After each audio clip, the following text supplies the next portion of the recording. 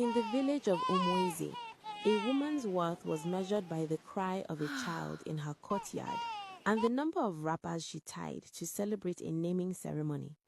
But for Adaogo, the only thing that filled her courtyard was the heavy silence of shame and the mocking whispers of those who had no trouble bearing fruit. That afternoon, Adaogo sat on a low wooden stool behind her kitchen hut, peeling cassava, her mind far away. From the front of the compound, the sharp, piercing voice of her mother-in-law, Mama Ogu, floated through the air like the smell of burnt offering. Obina, my son, Mama Ogu's voice rang out, shaking the thatched roof. How long will you water a dead plant? The rainy season has come and gone 10 times since you married this woman, yet her belly remains as flat as the floor of the market square. Are you bewitched? Adaogo's knife slipped, slicing into her thumb.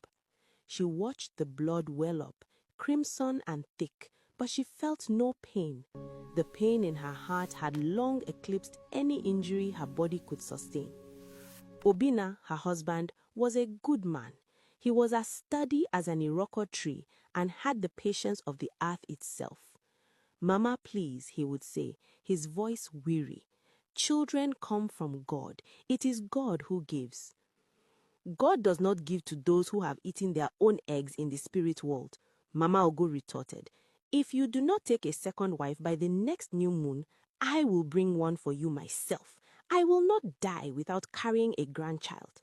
That night, the ultimatum hung over the house like a thick, suffocating cloud. Adaogo lay awake, listening to Obina's steady breathing. She knew he loved her, but a man's patience has a limit, and in Umweze, a man without an heir is a man whose lineage is erased from history.